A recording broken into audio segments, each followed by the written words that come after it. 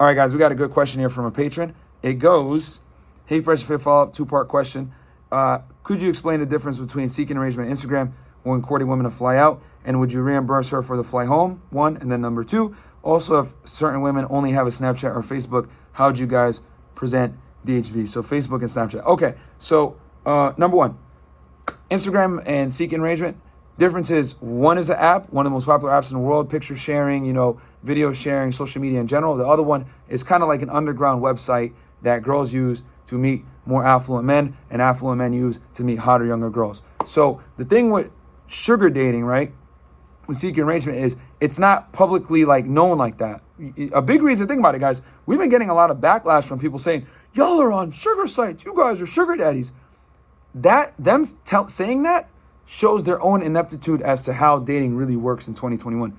Anyone that's a real player or anyone that deals with women understands that being on a site like these sugar sites, SA and all these other ones, it gives you a benefit of having almost a higher perception of value, because most girls, when they use dating sites, they think they're better than you. So when you're meet her on a platform like that, at least she might see you as an equal, or better yet, a higher, of a higher status.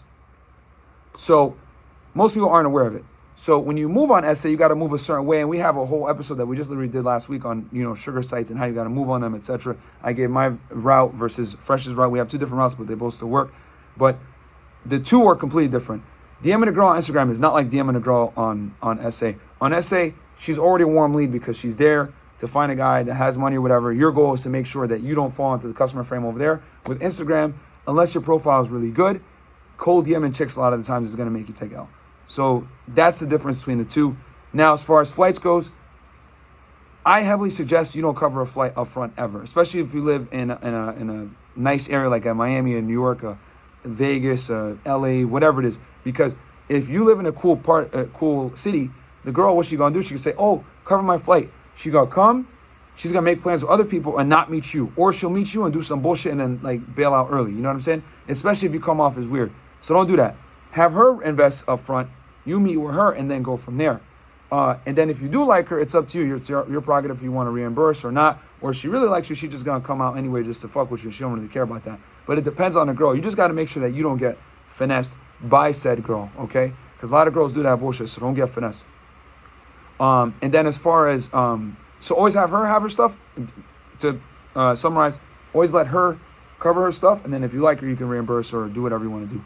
And then finally, Facebook and Snapchat to DHV. Honestly, dude, Facebook is a dying app. Young girls don't use that anymore. So unless you're going to try to get with an old fling or older women, or maybe by some weird chance a younger girl that still uses Facebook, you're better off just using Instagram.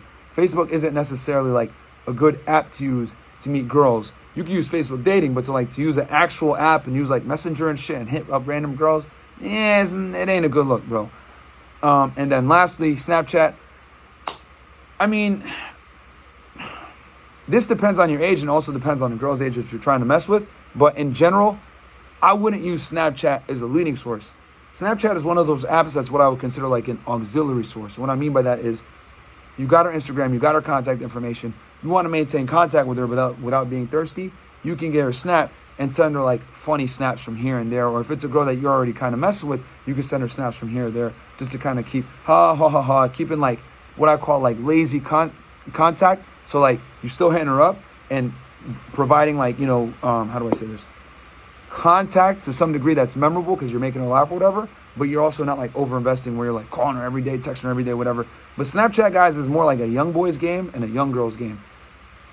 I don't suggest guys use it. I think it's stupid, but if you want to use it to diversify yourself, cool. But it's never going to be a prime sourcing tool. Just like I tell you, typically Instagram isn't a prime sourcing tool. It's more, for most guys, going to act as a verification tool.